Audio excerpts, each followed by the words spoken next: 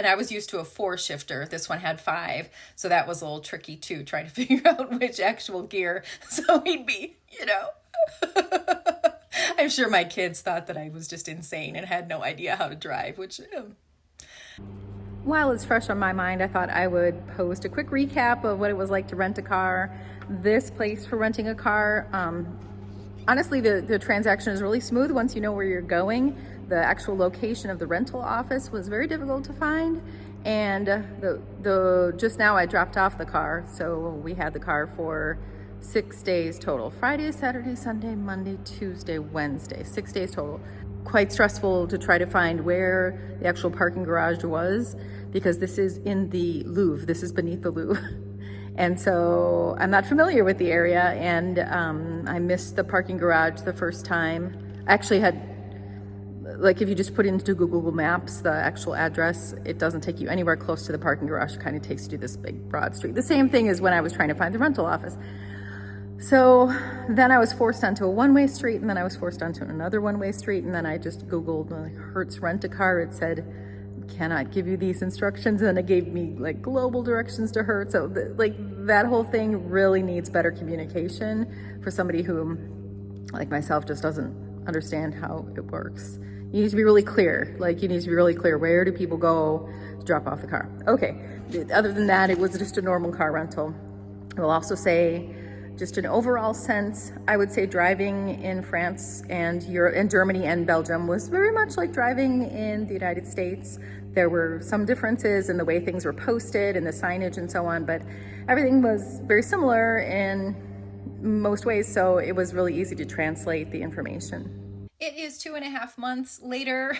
It's almost mid-September at this point. That video was taken in late June. I actually ran out of room on my phone at that time, so I thought, well, I've kind of introduced the topic, and I just reminded myself that there were 3 different things that I wanted to discuss.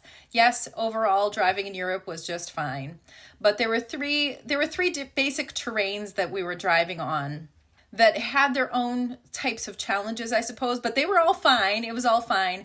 But a lot of the challenge actually had to do with the fact that I was driving a stick shift, which I have not driven since I was about 20 years old. I've never driven a stick since that time. So it's been almost 30 years that I have not driven a stick.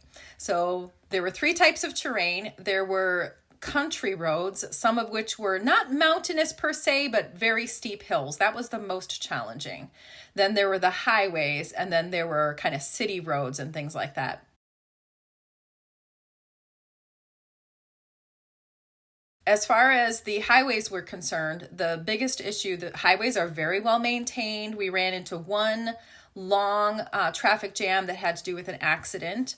The nice thing with Google Maps, of course, now is that you can tell ahead of time how long you have to wait in traffic. It's really nice. It's a really nice feature. You're not just kind of stuck there wondering how long. That happened only one time. Other than that, everything was very free moving and well maintained. I think the most difficult part about the highway driving was that it was expensive. In the previous video, I had shown a stop at one of the many, many toll booths that we had to drive up to. We never had to actually interact with a person. They were always electronic. So each time we had to drive up, we had to figure out very quickly what's going on with this one, what's going on with this one. But there are always many of them. There usually weren't stacks of people behind us, so it wasn't that stressful.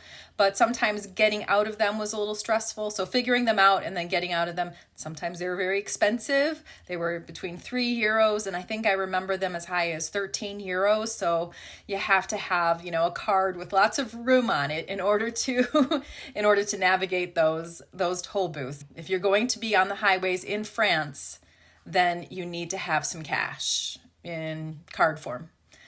This was not the case in Germany or in Belgium. There were no tolls. The other side of it was once I pulled out of a toll booth, I had to very quickly shift, and sometimes there was an exit right afterwards.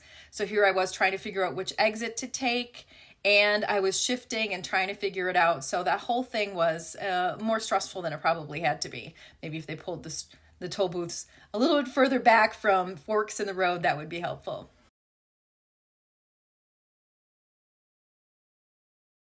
As far as navigating city streets, well, in Europe, I don't remember a lot of stop signs. It is entirely roundabouts. And so roundabouts also are a little bit difficult to navigate when you have, for example, 8 turns coming off of one substantial roundabout, and you're trying to figure out which one it is very quickly. And also shifting that whole time, downshifting, upshifting, trying to figure out the right gear. The other thing was this stick shift did it have 5? And I was used to a 4 shifter. This one had 5. So that was a little tricky too, trying to figure out which actual gear. So we'd be, I'm sure my kids thought that I was just insane and had no idea how to drive, which, yeah, I would say the biggest problem with city streets was just navigating all those roundabouts. I do have to correct myself. Of course, there were many stop signs that we had to stop at. A lot of the real country areas, like, for example, around Normandy Beach, those had lots of stop signs. As we were heading into between France and Germany, there were lots of stop signs. And of course, there were some stoplights, primarily there were stoplights in Paris itself. I did forget to mention the 4th type of terrain, which probably is its own separate category, which was driving in Paris. Pretty much what I did was I drove from the rental place to our Airbnb, picked everyone up, and just got out of town.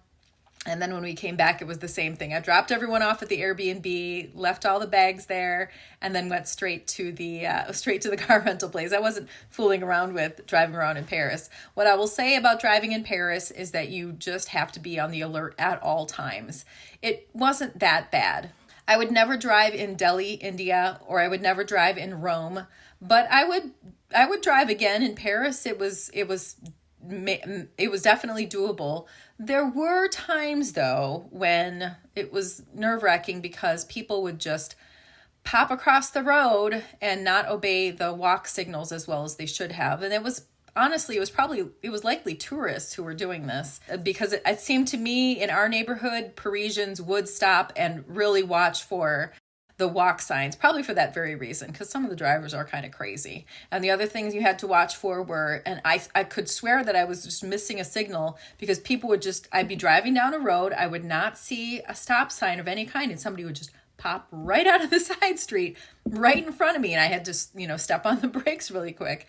It happened so many times that I was thinking I must be doing something wrong here, but then it happened a few more times when Dave was in the car. I was like, please tell me what I'm doing wrong, I don't know. And I think it was just people driving crazy. So I would drive again in Paris, but you cannot in any way be distracted at any moment. At any time when you're driving in Paris. There's just too many perils, too many things jumping out at you.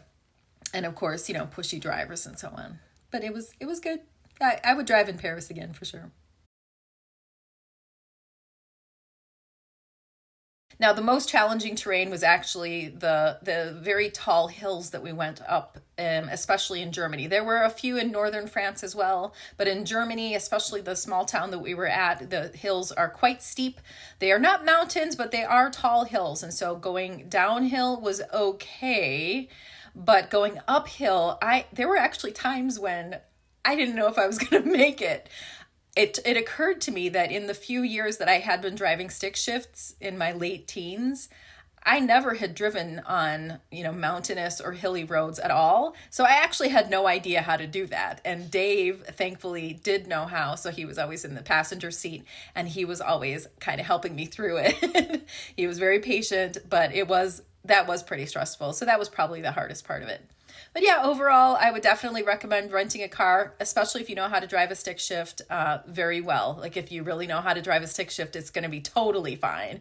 I would say that just my old lessons in the stick shift were probably the hardest part about driving.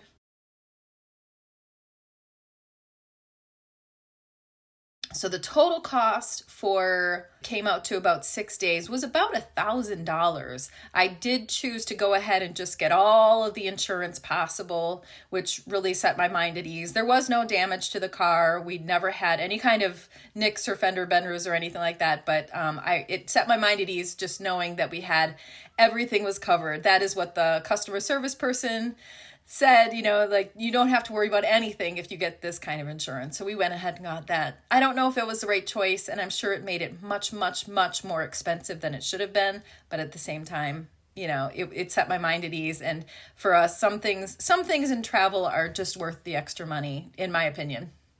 But yeah, overall a good experience. I would definitely recommend it.